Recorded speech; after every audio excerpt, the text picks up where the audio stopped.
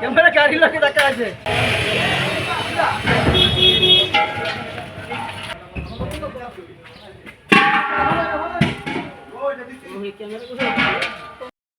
খারাপ করে আছে 50 টাকা ভালো, কিন্তু গরিব মানুষের খুব অসুবিধা হয়েছে।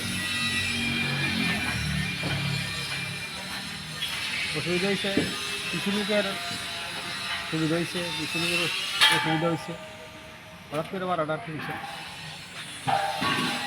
চলতে কি মানুষের কষ্ট হবে? এটা কষ্ট হবে। কিরকম? ওই তো বুঝি বুঝা আয় বুঝতে হবে।